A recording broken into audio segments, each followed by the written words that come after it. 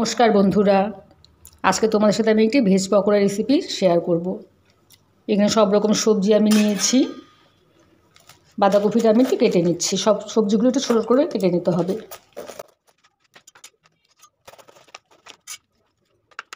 একটি গ্রেটারের সাহায্যে আমি বাঁধাকপিগুলো ছোটো ছোটো করে গ্রেট করে নিচ্ছি।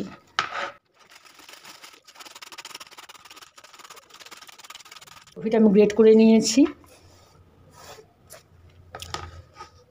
গাজরটাও আমি একই রকমভাবে গ্রেট করে নিচ্ছি।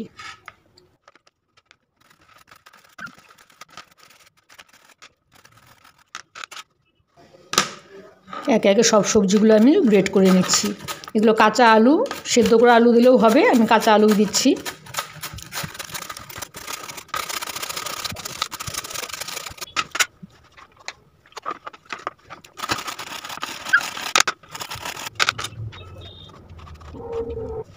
আমি এখানে একটা বিটও নিয়ে নিলাম।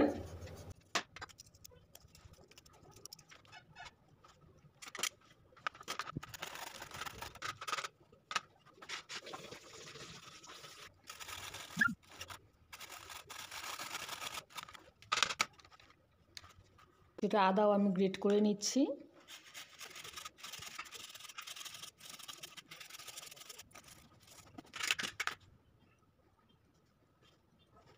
গ্রেটেড আদা আর কিছুটা কাঁচা লঙ্কা আমি কুচি করে দিচ্ছি।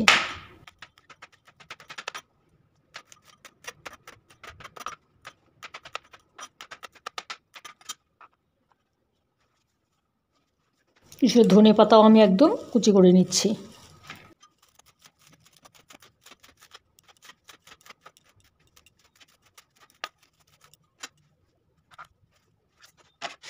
কিছুটা নুন দিয়ে আমি সবজিগুলো প্রথমে একটু ভালো করে মেখে নিচ্ছি।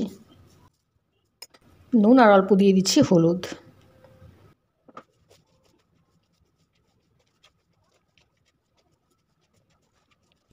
মাখতে মাখতে সবজি থেকে অনেকটাই জল ছেড়ে দিয়েছে, প্রচুর জল ছেড়েছে। নুন দিয়ে মাখলে সবজি থেকে জল ছেড়ে দেয়। এখানে আমি দিয়ে দিচ্ছি কিছুটা বেসন।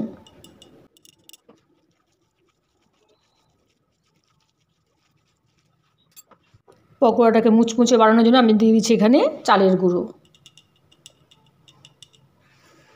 চালের গুঁড়ো দিলে পকোড়াটা একদম ক্রিস্পি হবে।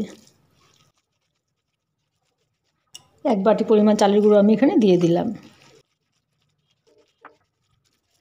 চালের গুঁড়ো আর বেসন দিয়ে খুব ভালো করে সবজিগুলোকে আমি মেখে নিয়েছি। যেহেতু একদম ভেজ পকোড়া, তাই এখানে আমি দিয়ে দিচ্ছি কিছুটা নারকেল কুচি। নারকেল কুচিটা আবার ভালো করে মেখে নিচ্ছি। এখানে দিয়ে দিচ্ছি আমি অল্প চাট মশলা। সবজিটা খুব ভালো করে চাট মশলা দিয়ে মেখে নিয়েছি।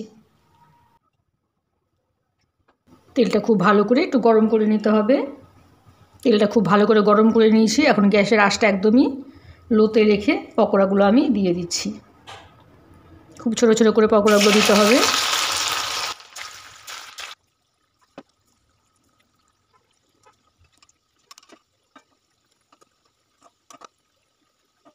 যে পকোড়াটা প্রথমে দিয়েছিলাম সেটা একটু লাল হয়ে গেছে। খুব সাবধানে পকোড়াগুলোকে একটু মিডিয়াম আঁচে রেখে ভাজতে হবে। তার জন্য আমি ডবল ফ্রাইবো, তাই একটু এরকম অবস্থায় আমি তুলে নিচ্ছি। তেল থেকে ছেড়ে করে পকোড়াগুলোকে আমি তুলে নিচ্ছি। 5 মিনিট ঠান্ডা করে আমি আবার ডবল ফ্রাই করে নেব। প্রথম ব্যাচের পকোড়াগুলো 5 মিনিট ঠান্ডা হতে হতে আমি আরেক ব্যাচ পকোড়া ভেজে নিচ্ছি।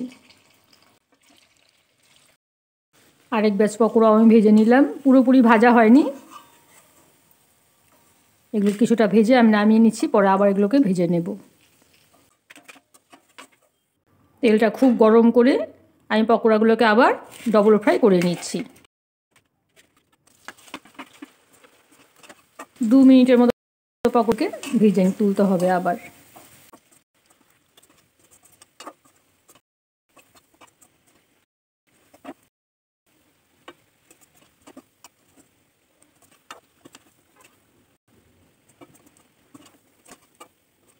পকোড়াগুলো ডবল ফ্রাই করা হয়ে গেছে। পকোড়াগুলোকে সবগুলো আমি একসাথে নামিয়ে নিচ্ছি। পকোড়াগুলো আমি ভেজে নিয়েছি।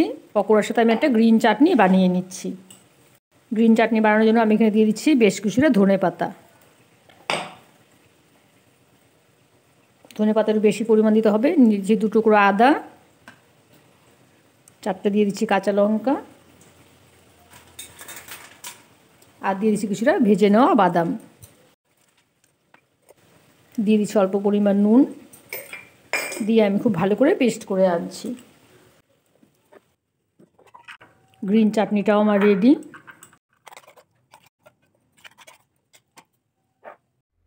ভেজ পকোড়াটা রেডি হয়ে গেছে। আমি তোমাদের একটা ভেঙে দেখাচ্ছি কতটা ক্রিপসি হয়েছে। দেখো কতটা ক্রিপসি হয়েছে, সাথে গ্রিন চাটনিটাও রেডি। আমার এই রেসিপিটি তোমাদের কেমন লাগলো জানাবে। আমার চ্যানেলটিকে সাবস্ক্রাইব করে দিও, আর লাইক কমেন্ট দিতে ভুলো না। ঠিক আছে বন্ধুরা, আজকের মতো এখানেই রাখছি। টাটা।